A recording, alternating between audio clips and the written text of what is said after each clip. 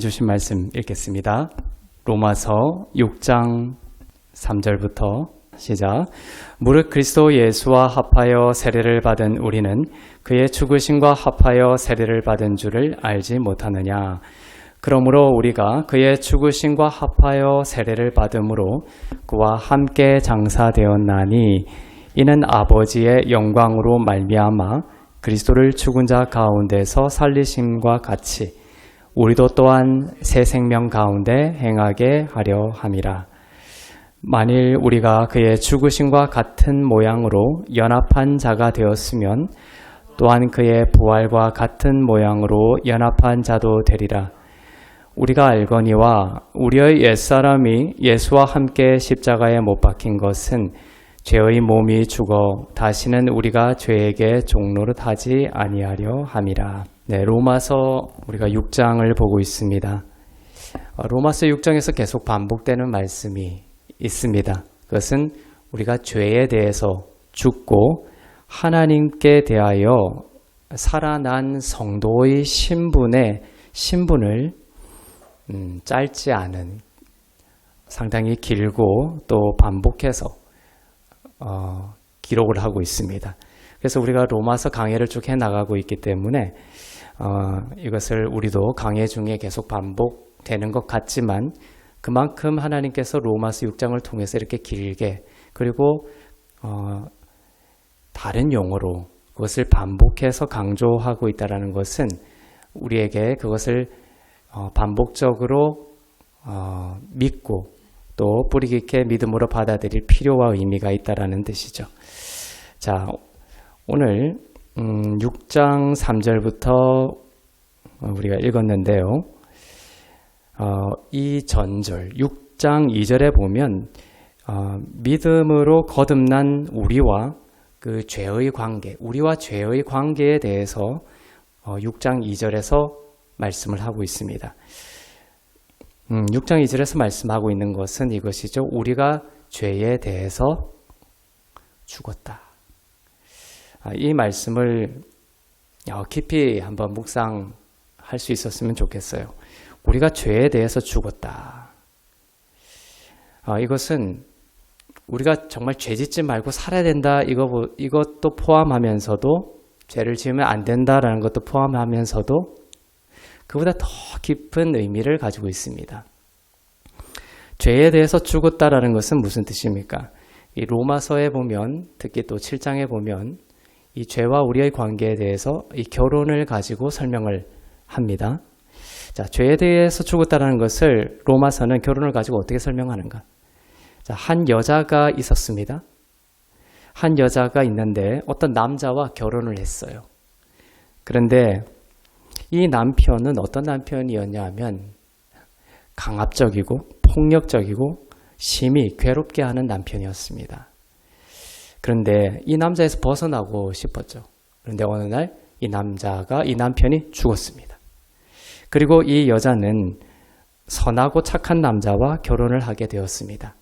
자, 그러면 이 여자는 전 남편에 대해서 어떻게 된 거죠? 죽은 것이죠. 그런 의미입니다. 이 여자는 이제 전 남편이 죽었기 때문에 전 남편에 대해서 죽었고 이제 새 남편에 대해서 살아있는 게 되는 것이죠. 그런 개념입니다. 이 여자는 전 남편에 대해서 법적으로 죽은 것입니다.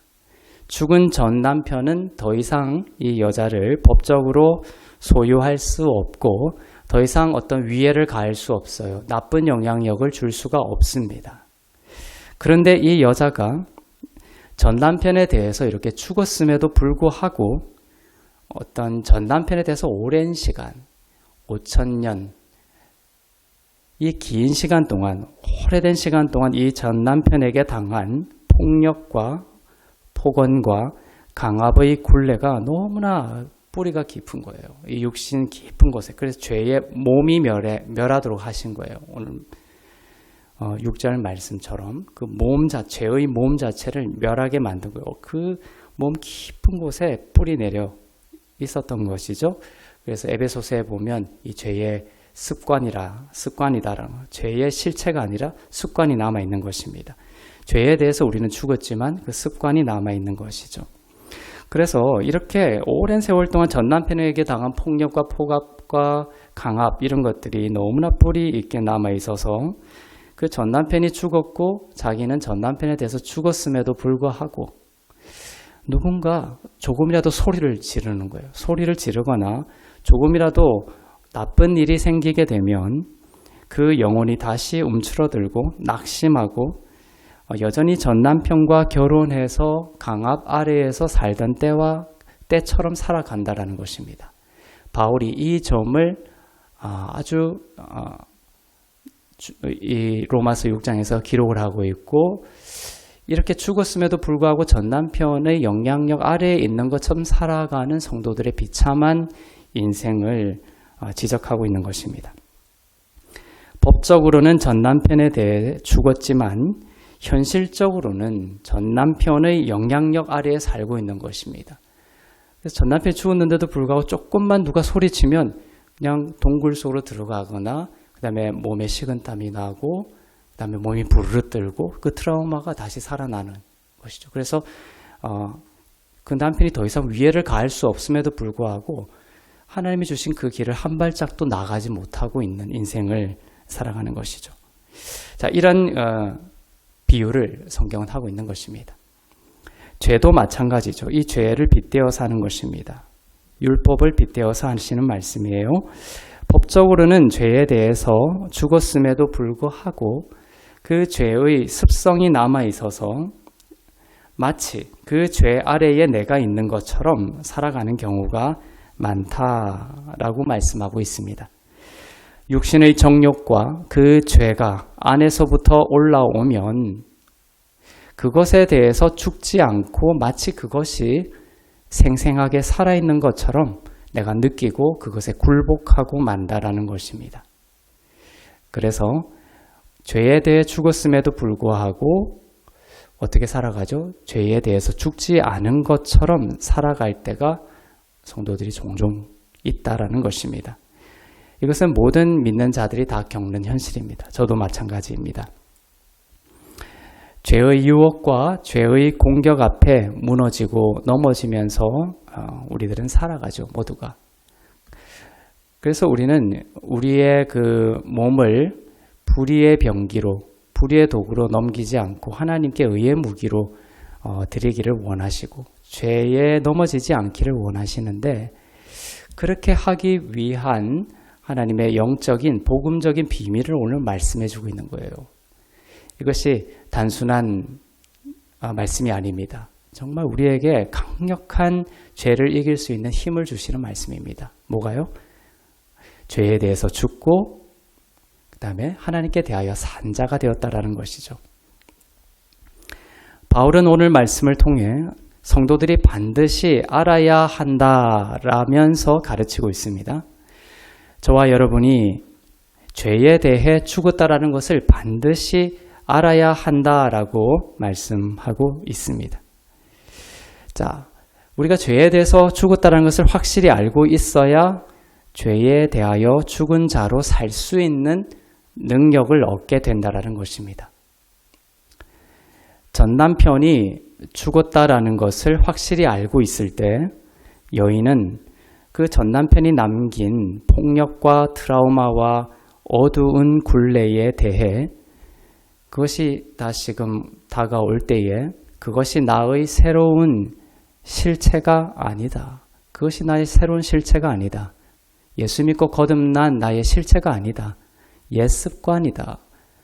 그 옛 실체에 대해서 죽었다 나는. 그것을 알아야 한다라고 로마서에서 말씀하고 있습니다. 이 근본적인 알미 없으면 죄와 싸우는 것이 늘 패배하게 돼 있어요. 뭐 하나 죄가 다가오면 내 힘으로 싸우고 또 여기서 다가오면 싸우고 그래서 날아가는 포탄들을 자꾸만 맞추려고 하지만 하나님이 원하시는 것은 그 포대를 무너뜨리는 거예요. 죄의 몸을 죽여버리는 것입니다. 예수께서 그렇게 하셨죠. 우리는 믿음으로 죄의 몸이 멸했다는 것, 즉 우리가 그 죄에 대해서 율법에 대해서 죽었다라는 것을 믿음으로 믿기만 하면 되는 것이에요. 그래서 이러한 폭력과 트라우마와 어두운 굴레에 대해 그것이 나의 새로운 실체가 아니야, 거짓이야, 나의 것이 아니야 라고 주장하면서 그 죄의 영향력으로부터 점점 현실적으로도 벗어날 수 있는 것입니다.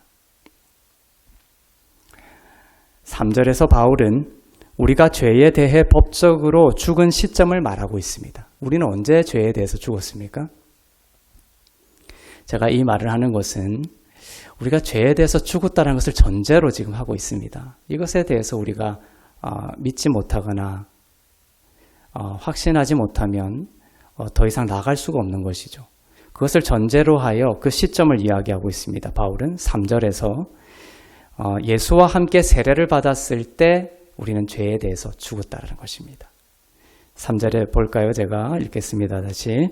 무릇 그리스도 예수와 합하여 세례를 받은 우리는 그의 죽으심과 합하여 세례를 받은 줄을 알지 못하느냐. 그렇게 하면서 이제 4절에서 그의 죽으심과 합하여 우리도 장사되었다, 죽었다라는 것을 말씀하고 있어요.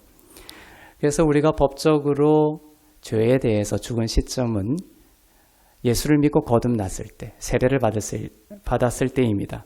물 세례가 아니라 성령 세례를 말합니다. 성령 세례를 받았을 때 우리는 거듭났고 그때 우리는 죄에 대해서 죽었습니다. 자, 시점은 성령 세례를 받았을 때이고 죽은 방식은 어떤 것입니까? 우리가 죄와 막 싸워서 그 죄를 죽였습니까? 아닙니다. 어떻게 되어 있습니까? 그리스도의 죽으심과 연합하여입니다. 그리스도와의 연합이 중요한 개념이에요. 복음에서. 왜냐하면 예수님께서 십자가에서 2000년에 죽으실 때 우리도 연합하여 죄에 대해서 죽은 것입니다. 우리의 옛사람이 죽은 것입니다. 이것을 믿기를 성경은 원하고 계시죠. 예수님이 죽으셨을 때 우리도 그리스도와 함께 연합하여 죽었습니다. 예수님이 죽으실 때 우리의 옛사람도 함께 연합하여 죽었습니다. 우리의 새 사람은 죄에 대해서도 죽고 옛사람에 대해서도 죽은 것이죠.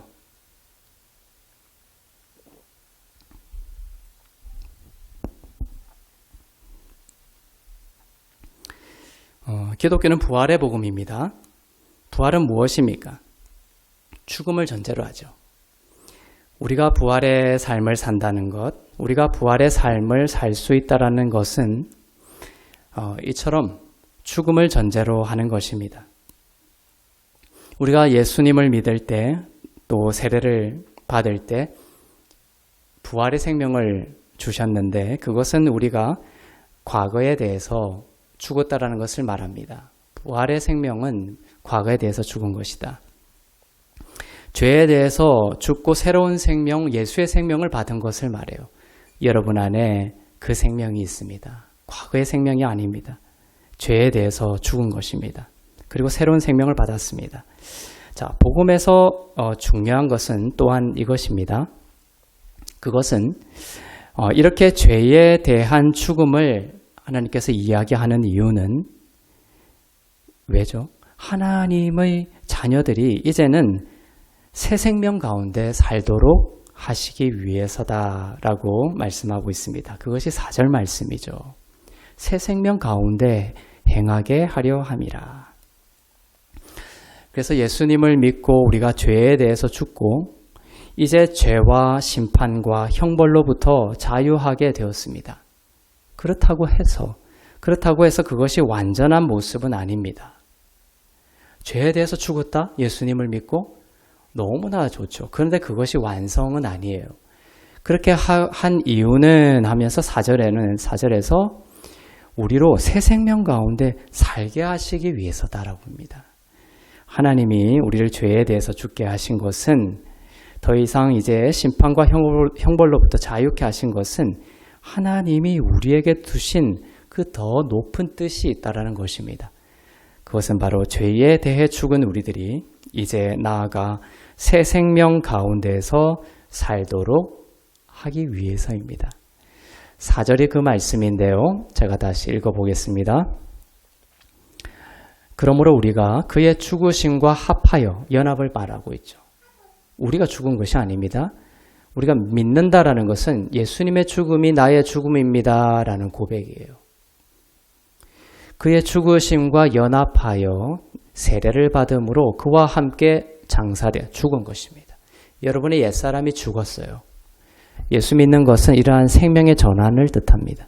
장사되었나니 죽었습니다. 이것은 하나님 아버지의 영광으로 말미암아 그리스도를 죽은 자 가운데서 살리심과 같이 우리가 연합하여 죽은 것, 그것이 끝이 아니라 또한 그 의미는 또 반이 있어요. 그것이 다 합해져야 복음의 완성입니다. 그것은 그리스도를 살리심과 같이 우리도 새 생명으로 살렸다.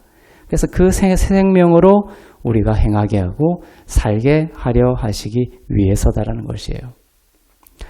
하나님은 예수님을 죽은 자 가운데서 살리셨고 그때 우리도 그리스도와 연합하여 죽음에서 살아났습니다. 부활의 생명을 가졌습니다.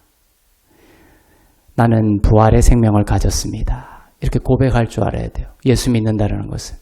그렇게 현실적으로 인식되지 않아도 성경의 복음의 진리를 믿고 받아들이면서 내가 예수님을 믿기 때문에 세례를 받았을 때 새 생명을 받았기 때문에 힘들고 외롭고 또 흔들릴 때 그럴 때 이것을 선포해야 됩니다. 나 자신에게. 나는 부활의 생명을 가졌습니다. 나는 새로운 생명을 가졌습니다. 예수님의 생명을 우리도 소유하게 되었습니다. 그 생명은 예수님의 생명입니다. 내가 소유한 생명은 예수님의 생명입니다. 너무나 좋지 않습니까? 우리가 거듭났을 때 받은 그 새 생명은 사람의 생명이 아니라 예수님 안에 있는 그 생명입니다. 병든 자에게 주님이 안수하셨을 때 예수님 안에 있는 그 생명이 그 병든 자를 낫게 했어요. 그 생명을 누구에게도 주셨다? 우리에게도 주셨다는 것입니다. 너무나 소름 끼치도록 놀랍고 충격적이고 너무나 좋은 그러한 생명을 우리에게 주셨어요. 근데 그것이 우리 안에서 발현이 되고 삶 가운데 그 생명을 누리기 위해서 필요한 것이 뭐다? 바로 이 믿음입니다. 믿음으로 무엇을 알아야 되느냐? 내가 그 생명을 가진 자라는 것을 알아야 돼요. 그리고 선포하고 믿고 선포할 줄 알아야 됩니다. 우리가 죄에 대해서 죽은 것을 알아야 하는 것처럼 우리가 이제는 새 생명을 소유한 자녀임을 알아야 합니다. 새 생명을 소유한 자녀임을 믿고 더 깊이 알아갈수록 우리는 새 생명으로 더욱 살아갈 수가 있다는 것입니다. 죄에 대해서 죽었다라는 것은 새 생명으로 살아가는 데 있어서 아주 중요한 측면입니다. 지금 두 가지를 자꾸 제가 이야기를 하고 있습니다. 죄에 대해서는 죽었고 그 다음에 하나님께 대하여는 살았다. 새 생명을 가졌다. 이 두 가지입니다. 그런데 이 죄에 대해서 죽었다라는 것으로는 충분하지 않다라는 거예요. 죄에 대해서 죽었다라는 이것 가지고는 귀신을 쫓아낼 수 없어요. 병든 자를 고쳐낼 수 없습니다. 하나님이 주신 모든 귀한 것을 누릴 수가 없어요. 그래서 새 생명 가운데 살게 하기 위해서 또한 이 반쪽, 그리스도와 연합하여 4절처럼 우리를 살리셨다. 죄에 대해서 죽고 그리스도와 함께 살아났다. 새 생명이 내 안에 있다, 왔다라는 것을 이 두 가지를 모두 알아야 하는 것이죠. 예수님이 십자가에서 죽으셨다. 그것이 복음입니까? 아니죠. 그것은 아무것도 아닙니다. 무엇이 없는 한? 예수님이 그 죄로부터 부활하셨다는 것을 알지 못하는 한. 왜냐하면 그 부활이 우리의 부활이거든요. 그 예수님의 부활이 없으면 우리는 그저 수치스러운 그 죄 가운데 여전히 있을 뿐입니다. 부활이 그것을 완성하기 때문에 그렇죠. 그래서 우리가 죄에 대해서 죽었다는 것을 아는 것으로만은 충분하지 않습니다. 죄에 대해서 죽었다는 것을 아는 것으로는 죄를 이기고 다스리거나 하나님의 영광의 모습으로 살아가는 데 있어서 충분하지 않다라는 것입니다. 그래서 우리는 새 생명에 대해서 더욱 알아가야 합니다. 예수 그리스도를 알므로 은혜와 평강이 너희 가운데 더욱 많을지어다 하죠. 이 새 생명에 대해서 더욱 알아가야 합니다. 그것이 예수 그리스도를 더욱 알아가는 것이죠. 의롭게 되었다라는 것을 더욱 알아가야 하고 의롭게 여겨짐에 대해서 깨어 있어야 합니다. 왜냐하면 부활은 의로움의 영수증이거든요. 하나님과의 사랑스러운 관계, 평화로운 관계가 회복되었다는 것을 알고 더욱 알아가야 합니다. 그럴 때 새 생명 가운데 더욱 살아갈 수 있는 것입니다.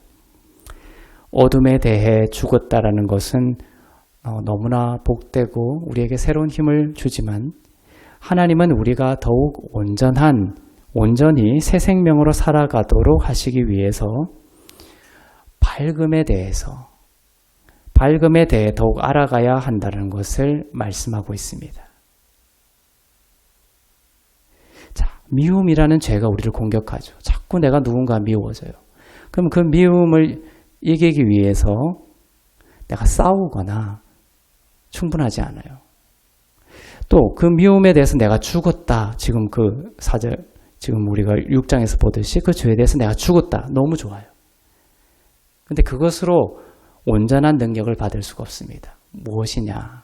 자, 미움이라는 그것에 대해서 아는 것도 중요하지만 밝음에 대해서 알아요. 새 생명에 대해서 우리가 알아야 돼요. 미움이 아니라 내 안에 뭐가 있다? 용서가 있다는 거예요.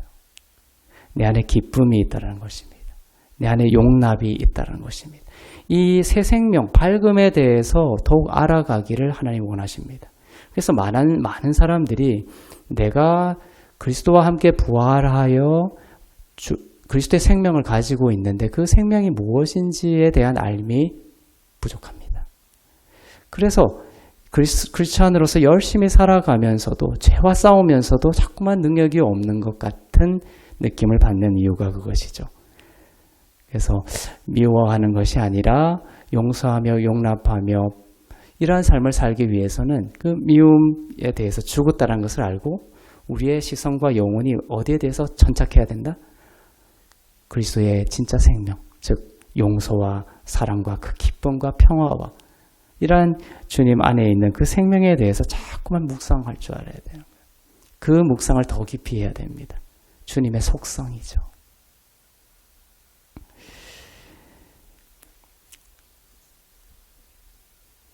밝음에 대해서 더욱 알아가야 한다는 것입니다. 예수님은 장차 자신의 부활의 모습을 보여주시기 위해서 변화산에 오르시오. 이번 주 주일에 공교롭게도 본문이 변화산의 본문입니다. 주님은 변화산에 오르시죠. 주님의 부활의 모습을 보여주시기 위해 변화산에 오르십니다. 그리하여 변화되시는데 이 땅의 어떤 세탁자가 세탁해도 더 이상 희게 할 수 없을 정도로 빛나고 새하얀 모습으로 변화하셨습니다.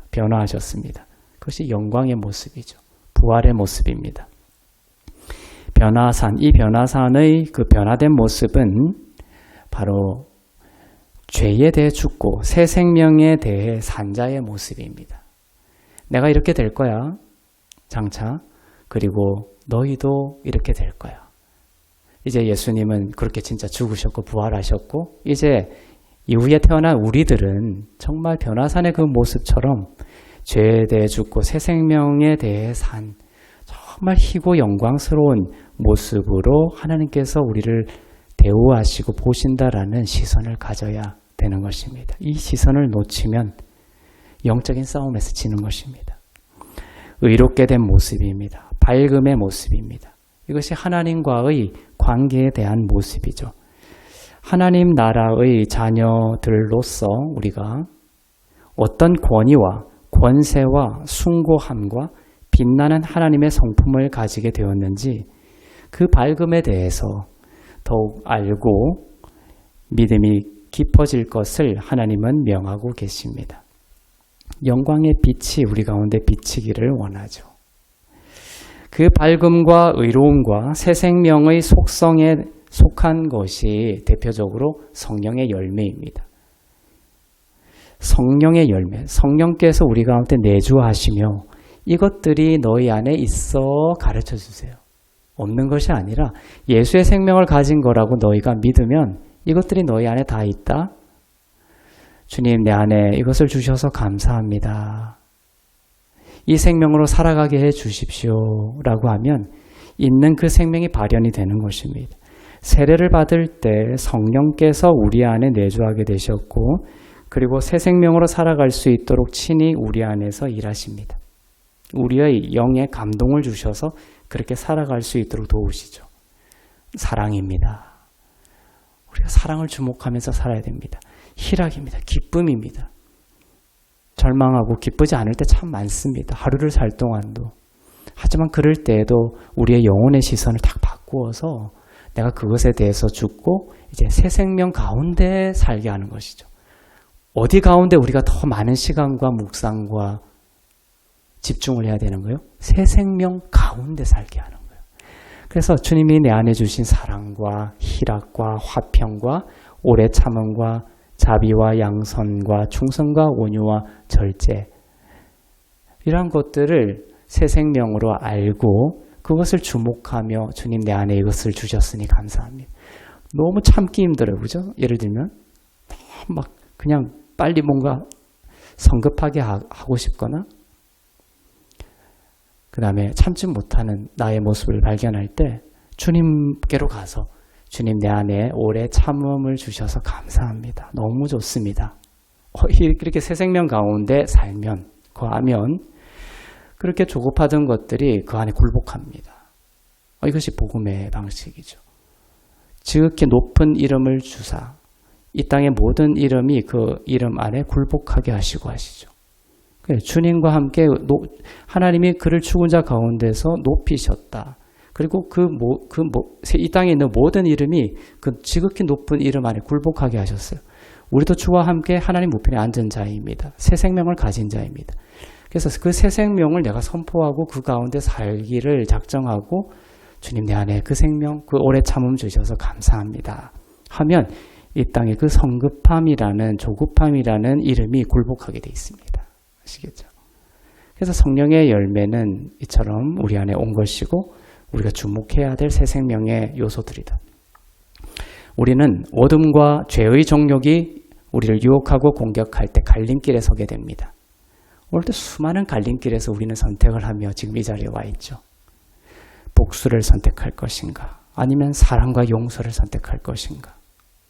낙심을 택할 것인가? 기쁨과 소망을 택할 것인가? 포기를 택할 것인가? 아니면 인내와 극복을 택할 것인가? 그런 갈림길 말이죠. 이런 갈림길에서 우리는 그렇게 고백하면 그 갈림길에서 새 생명 가운데로 가기가 참 쉬워요. 뭐다? 바로 그때 그 갈림길에서 우리는 내가 죄에 대해서 죽고 그 육신의 정욕에 대해서 죽고 새 생명에 대해 살아난 자임을 그 은혜를 아는 하나님의 자녀들은 사랑을 선택하려고 합니다. 그 갈림길에서 고백하죠. 내가 누구냐? 이거 참 중요합니다. 그리스도는 누구시냐라는 것을 아는 것만큼 그리스도와 연합한 나는 누구냐? 새 생명을 가진 자입니다. 주님 내 안에 용서를 주셔서 감사합니다 하면 그 갈림길에서 어떤 게 더 다가오겠어요? 주님 내 안에 용서가 끌리는 거예요.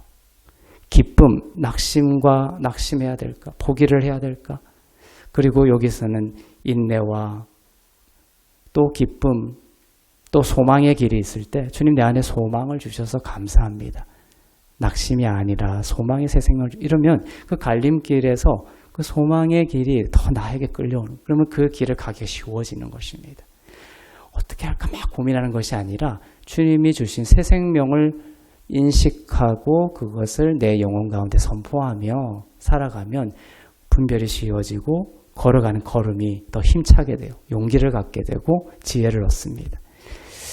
주님, 이처럼 사랑을 선택하려고 합니다. 주님, 기쁨을 택하려고 합니다. 분쟁보다 화평을 택하려고 합니다. 이처럼 이것이 이제 죄를 이기고 죄와 싸우는 보다 복음적인 깊은 방식이라는 것이죠. 니체가 그랬죠. 괴물과 싸우다가 괴물이 된다. 많은 사람들이. 사회의 정의, 불의와 싸우다가 많은 사람들이 더 불의하게 되어버려요. 이것이 이 사회의 아주 이상한 아이러니입니다. 그것을 그 무신론자이지만 그 철학자가 발견해냈죠. 신이 없다라는 것을 천착하다가 무신론자가 되어버린 거예요. 괴물과 싸우다가 괴물이 되어버린 것입니다. 많은 사람들이 이 오류를 범하고 있어요. 죄와 싸우려다가 더 깊은 죄를 범하게 되는 것이에요.